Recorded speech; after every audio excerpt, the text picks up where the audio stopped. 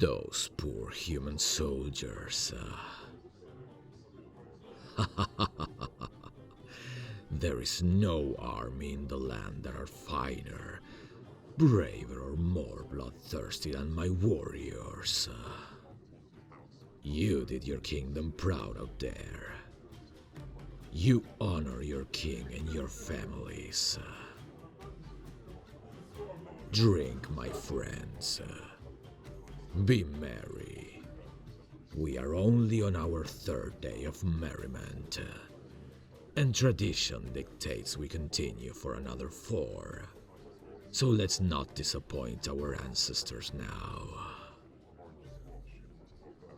That tyrannical human king is rotting in a field, while my men drink the finest wine, draped in furs and handcraft medals.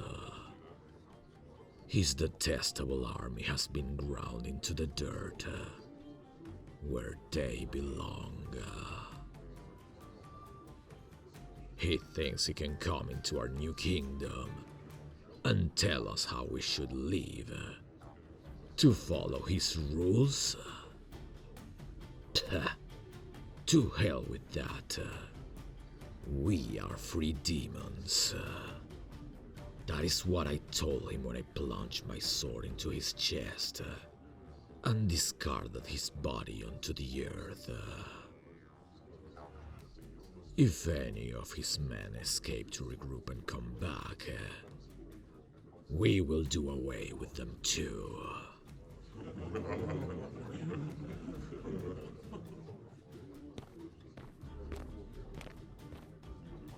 You have a visitor, my king.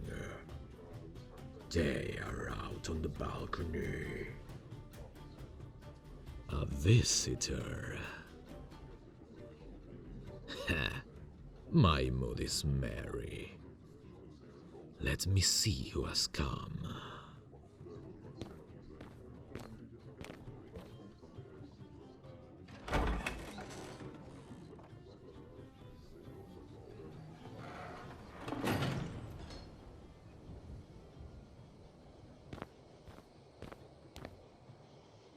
Oh my. Well, what do we have here? Who is this hauntingly beautiful creature I see before me? Eyes like glittering gold. I can hardly look away. There's fire behind those eyes. I can feel it even from over here. My guard told me that I had a visitor. What he didn't tell me was that my visitor was a human who possessed the beauty that would rival most sirens. What can I do for you, my lady? A proposition? Well then, consider me intrigued. Do tell me, what business would a lovely human want with a demon king? Just days after a great victorious battle. Do you look familiar?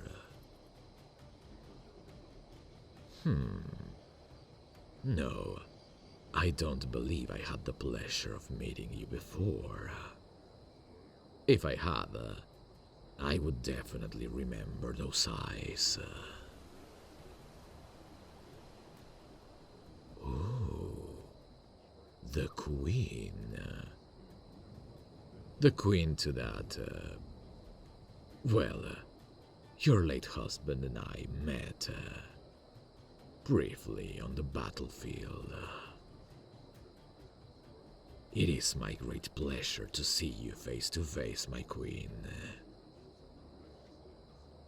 If I was given the option, though, I would have rather met with you. I did hear you stride for a more peaceful route, and sadly you were outvoted in your court. Your late husband stoked the fires of your court's fears, and convinced them to go to battle with my kingdom. If things were different, I would have certainly agreed to meet for peace talks with you, Your Highness. Just because I am a demon, and that all my people came from hell through a portal, doesn't mean we can behave and do things our way in our land. But back to the current subject. Why have you come here tonight? You waded into dangerous territory given the circumstances. You have come to make a deal with me? Well, you certainly know how to absorb my attention. What is your deal, my queen? You want to make an alliance for our kingdoms and to establish peace. Do you actually see humans and demons living together? 'Cause your late husband didn't, and many of his followers either. Well, yours is a good and noble idea for sure. But after such a battle, the deaths, the loss of so many lives and loved ones, how do you plan on swaying the masses from both of our kingdoms into forgiving each other?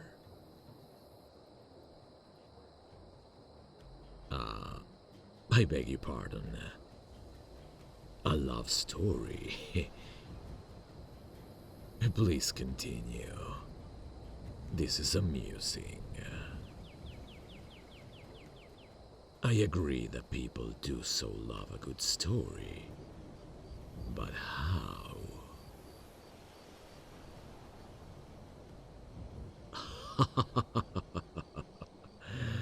I did not expect the queen would have such a mind. A story of love between a demon king and the human queen. I can admit it's an intriguing one. After a bloody war, the tyrant king is slain, and the demon king and the human queen fall in love. Through love and kindness they bridge the gap between humans and demons. Two kingdoms as one. You wish me to think on your proposal, huh? I shall, but on one condition. Lend me your lips, my queen. I wish to see what they feel like. If you give me that, I promise to think on your proposal.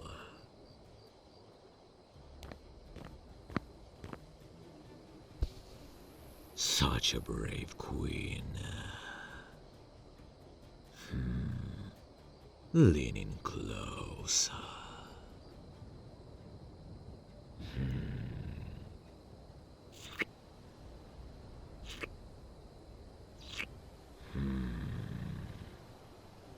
A deal is struck then, my queen.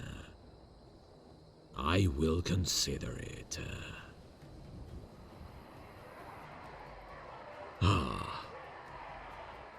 I best break that up. My generals, though great, have such hot tempers. The guards will escort you to the safety of your lands, or what remains of them.